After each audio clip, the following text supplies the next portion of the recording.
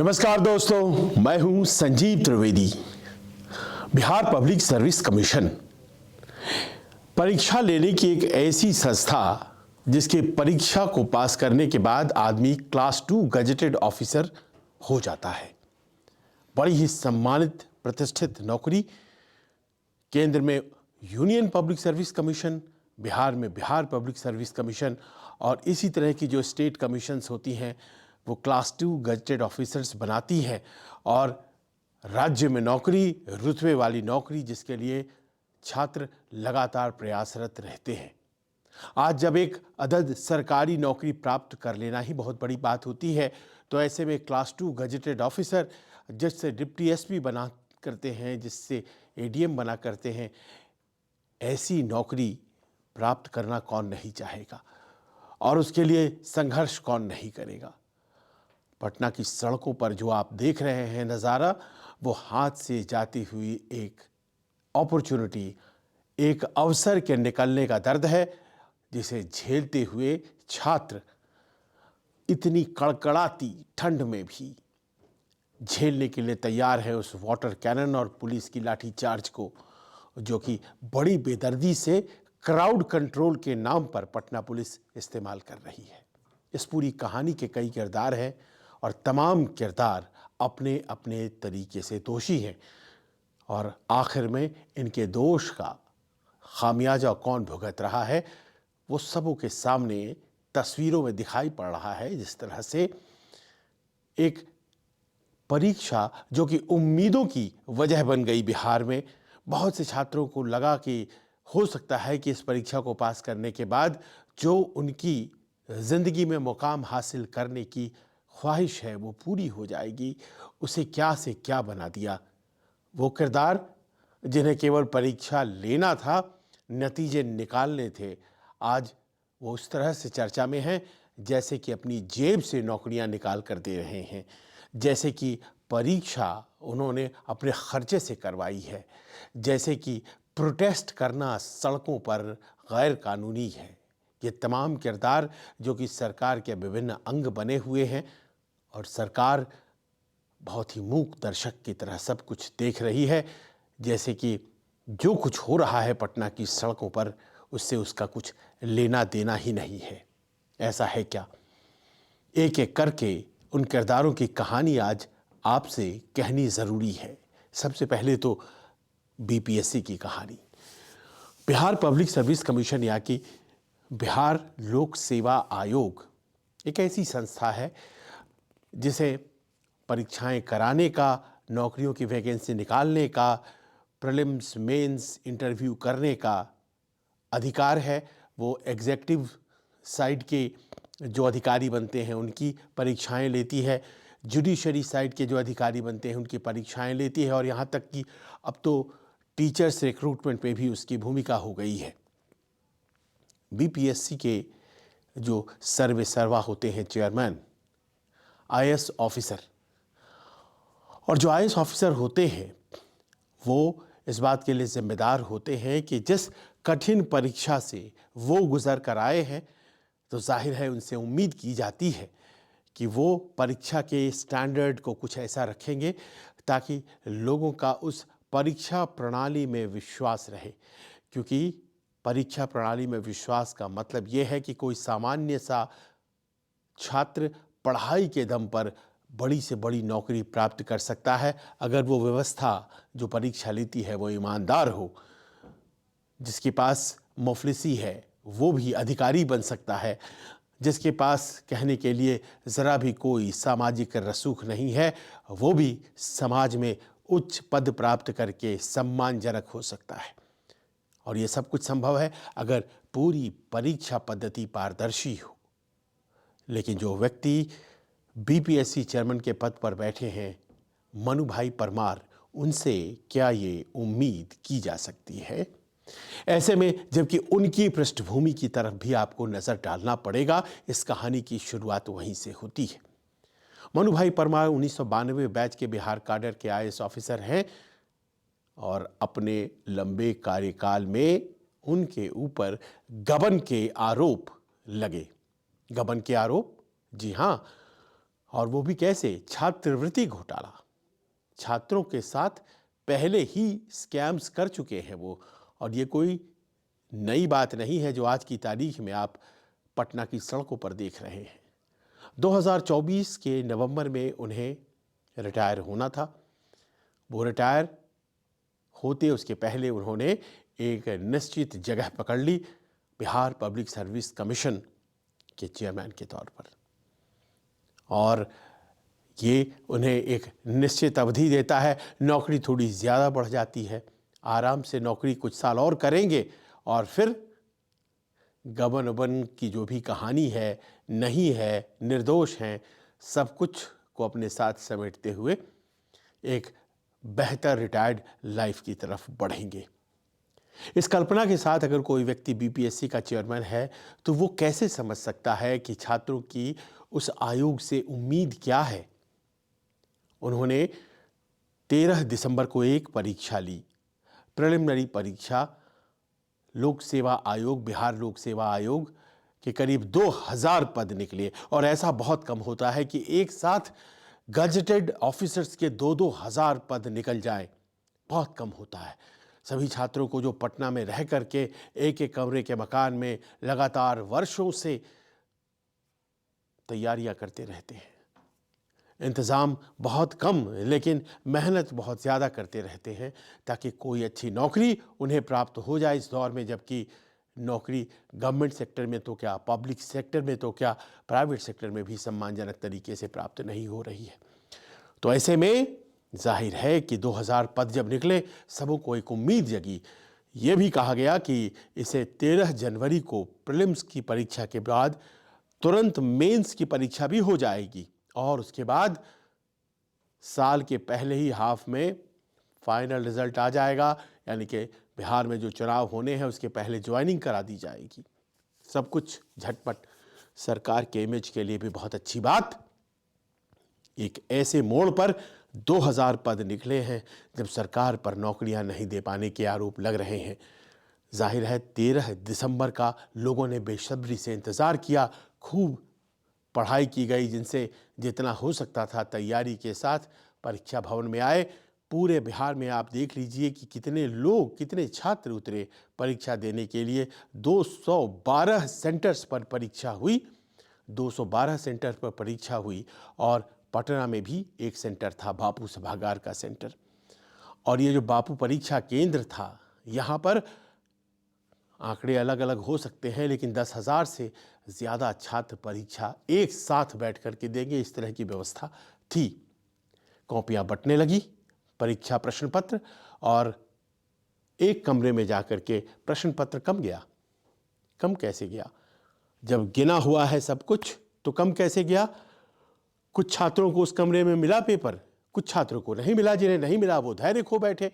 समय की सुई बढ़ती जा रही है, परीक्षा देने आए परीक्षार्थी तनाव में है।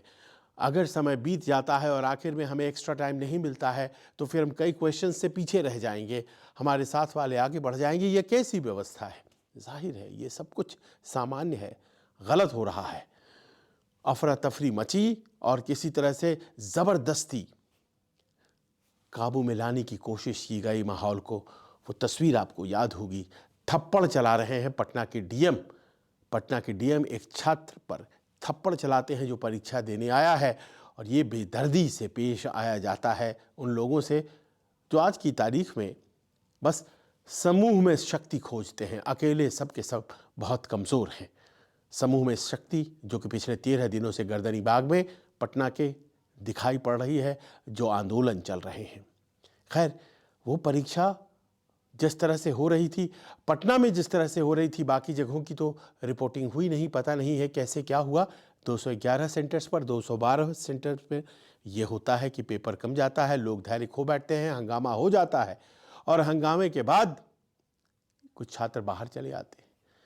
बाहर आकर के कहते हैं कि देखिए जो हमारे पास फिर क्वेश्चन पेपर आया उसका तो सील टूटा हुआ था। कैसे टूटा हुआ था सील? कोई भी क्वेश्चन पेपर अगर कमरे में आता है वो सेट, उसकी सील तो टूटी भी नहीं होनी चाहिए, लेकिन सील टूटा हुआ था, कहीं ये बाहर तो नहीं निकल गया था। कुछ इस तरह की कहानियां सामने आती हैं और हंगामा बढ़ जाता है। उस शाम कहते हैं आयोग वाले कहते हैं कि जी नहीं, परीक्षा बहुत अच्छे से हुई, सब कुछ सही रहा है, कहीं कोई गड़बड़ी नहीं है, बस पेपर कम गया था। अड़े रहते हैं अपनी बात पर। छात्र प्रोटेस्ट पर उतर जाते हैं।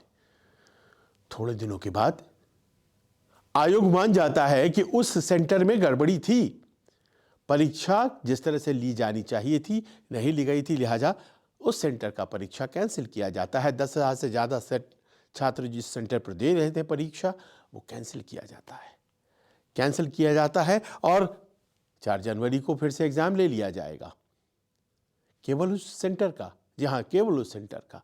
बाकी के जो 4 लाख परीक्षार्थी थे उनका नहीं लिया जाएगा। अब आपने अपने नोटिफिकेशन में जो विज्ञापन निकाला था उसमें क्या लिखा था? उसमें यही लिखा था कि एक प्रीलिमिनरी परीक्षा होगी, तमाम छात्र लाखों जो बैठते हैं वो बैठेंगे, एक ही प्रश्न पत्र सबको मिलेगा और फिर उसमें से मेरिट बनाई जाएगी और कुछ लोगों को छांट दिया जाएगा, कुछ लोगों को चुन लिया जाएगा और ये जो चुने हुए छात्र हैं ये अगले स्टेज जो परीक्षा की है मेंस की, वो मेंस की परीक्षा लिखेंगे। एक स्टेज में परीक्षा होनी थी, एक प्रश्न पत्र पर परीक्षा होनी थी, तो फिर ये नई बात कहाँ से आ गई? ये 11,000 छात्र, 10,000 छात्र जिनके लिए कैंसिल आपने किया, उसके लिए नए क्वेश्चन पेपर को सेट करेंगे और पुराना क्वेश्चन पेपर 13 दिसंबर को जिन छात्रों ने आंसर किया है, दोनों के डिफ़िकल्टी लेवल को मैच कौन करेगा? कैसे मैच होगा? क्या कोई ऐसी पद्धति एग्जिस्ट करती है? जी नहीं। आप आईएएस हैं, आपको ये बात समझ में नहीं आती है कि 2 क्वेश्चन पेपर के डिफ़िकल्टी लेवल को मैच ही नहीं किया जा सकता है। नॉर्मलाइजेशन की पद्धति को छात्रों ने इनकार कर दिया है। उत्तर प्रदेश के आंदोलन को भूल गए क्या? अभी कुछ महीनों पहले की बात है। किस तरह की बातें हैं ये? मानते नहीं हैं और उसके बाद फिर आंदोलन शुरू हो जाता है और यह आंदोलन सरकार की आंख के नीचे। दूसरे किरदार नीतीश बाबू, आखिरकार क्या चल रहा है? नीतीश जी दिल्ली में थे, मुलाकात उनकी नहीं हुई, किसी से नहीं हुई। न नड्डा जी से मुलाकात हो सकी, न प्रधानमंत्री से मुलाकात हुई, वापस चले गए पटना। लेकिन रविवार को जब लाठी चल रही थी पटना की सड़कों पर, जेपी गोलंबर पर, गांधी मैदान के पास, उस वक्त दिल्ली में थे, उन्होंने यहाँ दिल्ली में कहा भी कि जाएंगे और छात्रों से बात करेंगे। जब पहली दफ़ा लाठी चली थी 2 दिन पहले, ये तो दूसरी दफ़ा लाठी चली थी, उस वक्त कहाँ थे? पटना में ही तो थे। बात तब क्यों नहीं किया? क्या वजह है कि छात्र आंदोलन से निकला हुआ एक व्यक्ति छात्रों के आंदोलन की आवाज़ को अनसुना करना चाहता है? या फिर उन्हें पता ही नहीं है क्या हो रहा है? उन्हें रिपोर्टिंग नहीं दी जा रही है? कैसे नहीं दी जा रही है? हर नेता टीवी देखते हैं, समाचार पत्र पढ़ते हैं, यूट्यूब पर आती खबरों को देखते हैं, कैसे नहीं पता है उनको? ये जो दूसरे और सबसे अहम किरदार हैं इस पूरे प्रकल्प के, वो क्या कर रहे हैं समझ नहीं आ रहा है। तीसरे किरदार पर आइए, राजनीतिज्ञ जुड़ जाते हैं और ऐसे जुड़ते हैं कि खुद घुस चले जाते हैं। छात्रों में कौन कौन से छात्र हैं? छात्र अभी अपने आप को सियासत से नहीं जोड़ना चाहते हैं। जाहिर है हर छात्र की अपनी राजनीतिक आस्था होती है।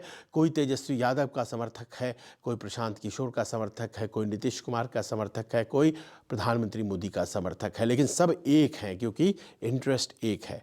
अब सभी नेताओं में से कोई एक नेता अगर आ जाएगा तो दूसरे जो समर्थक हैं वो अपने आप को चीटेड फील करते हैं और यहीं से आंदोलन टूटने लगता है। आंदोलन का नेचर यही होता है। नेताओं को नहीं जाना चाहिए। आप बोले आंदोलन के लिए, लेकिन दूरी बनाएं आंदोलन से, क्योंकि आपके जाने से आंदोलन खराब हो जाता है। तेजस्वी चले गए, पप्पू यादव भी चले गए, प्रशांत किशोर भी चले गए और छिन्न भिन्न आंदोलन को कर दिया उन्होंने। आज अमृतलाल मीणा जो कि मुख्य सचिव हैं, उन्होंने 2 ग्रुप से मुलाकात की है। एक ग्रुप जो प्रशांत किशोर का ग्रुप है छात्रों का, दूसरा ग्रुप जो कि पप्पू यादव का ग्रुप है छात्रों का। दोनों को एक ही तरह का आश्वासन मिला है, आयोग जांच करेगा और एक फैसला लेगा। मार खाने का फ़ायदा ये हुआ छात्रों को कि कम से कम आयोग बातचीत पर तो आया। जब तक खून नहीं निकलेगा तब तक सुनवाई नहीं होगी। ये परंपरा आज भी चल रही है। आंदोलन, क्रांति, ये सब कुछ आज भी छात्रों को करना पड़ रहा है, तभी जाकर के कुछ मिल रहा है। तो फिर क्या बदला जब जेपी के आंदोलन में खुद लालू जी और नीतीश जी उतरे थे और आज इन छात्रों को उनके खिलाफ आंदोलन करना पड़ रहा है जो जेपी के आंदोलन से नेता बने थे। लेकिन इन नेताओं का घुसना बहुत ही दुखद। यहाँ पर तारीफ करनी पड़ेगी चिराग पासवान की। उसने दूर से ही एक ट्वीट किया। दूर से उनका किया गया ट्वीट ये कहता है कि उन्होंने नीतीश कुमार से बात की है और वो चाहते हैं कि आयोग एक्शन ले। उन्होंने कहा कि जो किया गया रविवार को वो गलत था, वो गलत था। आप न भी कहते तो भी गलत था, लेकिन अगर आप कह रहे हैं तो कम से कम ये बात तो है कि जो आदमी सत्ता में है और सत्ता नीतीश कुमार के साथ, सत्ता भारतीय जनता पार्टी के साथ, उसमें भी अगर कहने की हिम्मत की जा रही है तो इसकी तारीफ करनी पड़ेगी, क्योंकि जो सत्ताधारी हैं वो सबसे बड़े दोषी इस पूरे प्रकरण में है। और अब आ जाइए छात्रों पर। आखिरकार छात्रों के बीच कौन है जो आंदोलन को भटका रहा है? कुछ लोग तो हैं ज़रूर जो छात्रों को भटकाना चाहते हैं, जो छात्र नहीं हैं, जो कि भेजे हुए हैं उन राजनीतिक दलों के द्वारा, जो अपने अपने छात्र विंग के कुछ लोगों को भेज करके आंदोलन को भटका रहे हैं। जब पप्पू यादव आते हैं तो दूसरे वर्ग के छात्र उन्हें भला बुरा कहने लगते हैं। जब प्रशांत किशोर आते हैं तो दूसरे वर्ग के छात्र उन्हें भला बुरा कहने लग जाते हैं। नेताओं ने भी अपने ऊपर कोई संबल नहीं रखा और इस तरह से सब कुछ गड्ढम गड्ढ हो गया। लेकिन मैं इन सब से अलग एक बात कहना चाहता हूं, और वो ये है कि जितने लोग दिखाई पड़ रहे हैं, चाहे वो आंदोलनकारी छात्र हैं, वाटर कैनन के आगे खड़े हैं, जो लाठियां खा रहे हैं, इनकी संख्या कितनी होगी? कितनी होगी इनकी संख्या? 5,000, 10,000, 50,000, 75,000, इससे ज़्यादा नहीं। बहुत ज़्यादा कह दिया मैंने। आप कल्पना करें कि कितने लोगों ने परीक्षा दी थी। 4 लाख। वो कौन है? चुपचाप बेनाम टेलीविज़न पर देख रहे हैं कि क्या हमारे भविष्य का होने जा रहा है। अखबारों में पढ़ रहे हैं, यूट्यूब स्क्रॉल कर रहे हैं। उन्हें पता ही नहीं है मैंने जो परीक्षा दिया है वो वैलिड रहेगा, ये नई परीक्षा देनी है। वो बेनाम छात्र, चिंता उसकी करिए चिंता। उनकी तो करिए ही जो सड़कों पर आकर के अपनी क्षमता दिखाते हैं और सरकारों को विवश करते हैं। उनकी करिए ज़रूर, लेकिन उनकी भी करिए जो कि चुप हैं, खामोश हैं, जिनके पास इतनी ताकत नहीं है कि पटना की सड़कों पर अपने शर्ट्स खोल करके सामने से आते पानी के बौछार को झेल सके और फिर पढ़ाई करने जा सके, जिनके पास इतने पैसे नहीं हैं कि वो इस तरह की लग्जरी को अफोर्ड कर सके। क्रांति करना ज़रूरी है, लेकिन बहुत से लोग होते हैं जो क्रांति करने लायक नहीं होते हैं। उनकी चिंता कौन करेगा? सरकारें करेंगी, और अगर सरकार नहीं कर पा रही है तो बहुत दुखद है। और आखिर में एक बात, पुलिस वाले कभी छात्र थे। वो कहते हैं ना, सास भी कभी बहू थी। जो पुलिस वाले बेदर्दी से डंडे चलाते हैं, वाटर कैनन चलाते हैं, क्राउड कंट्रोल का यही तरीका सिखाया है क्या उन्होंने? उनके पास और कोई तरीका नहीं है, और अगर नहीं है तो लानत है। आप किस तरह की ट्रेनिंग लेकर के आते हैं? पटना की सिटी एसपी हों या फिर एक सिपाही जो हाथों में डंडे लेकर बेदर्दी से मारता चला जा रहा है। ये गांधी का देश है, सत्याग्रह को हम लोग मानते हैं। जिस दिन पलट करके लाठियां चलने लगीं, जो कि दूसरे देशों में, अफ्रीका के और साउथ अमेरिका के हो रहा है, तो क्या होगा? फिर क्या कोई मार खाता हुआ भागता है आज की तारीख में? एनार्की फैल जाएगी। वो अगर नहीं होता है ऐसा, मार खाकर भागता नहीं है, तो धैर्य की परीक्षा न ली जाए, उतना ही बल प्रयोग किया जाए जिसकी आवश्यकता है। क्राउड कंट्रोल के नए तरीके निकालिए। बहुत मुश्किल है, इस तरह से क्राउड कंट्रोल के तरीके अन्याय में तब्दील होते चले जा रहे हैं, और सरकारों को देखना पड़ेगा कि क्या पुलिस ऑफिसर्स को, कांस्टेबल्स को विशेष ट्रेनिंग की ज़रूरत है। इन तमाम मुद्दों के बीच इंतज़ार इस बात का है कि बीपीएससी क्या निर्णय लेता है। अमृतलाल मीना, चीफ सेक्रेटरी, ने छात्रों से मुलाकात की है। सरकार क्या निर्णय लेती है? नीतीश कुमार पटना लौट चुके हैं, क्या निर्णय लेते हैं? परीक्षा होगी, इस बात को तय मानिए। बीपीएससी को दोबारा परीक्षा कराना पड़ेगा, इसलिए नहीं क्योंकि छात्र सड़कों पर हैं, वो तो वजह है ही, लेकिन सबसे बड़ी बात यह है कि तकनीकी रूप से ये गलत है। एक प्रिलिमिनरी में 2 सेट ऑफ एग्जामिनेशन नहीं हो सकता है। एक ही एग्ज़ाम होना ज़रूरी है, इसीलिए चाहे कितना भी खर्च हो, परीक्षा करवाइए, छात्रों के भविष्य के साथ नहीं खेलिए। कैसा लगा आपको ये न्यूज़ वीडियो? आप अपने कमेंट्स इस विशेष सब्जेक्ट के बारे में हमें ज़रूर लिखकर बताइए।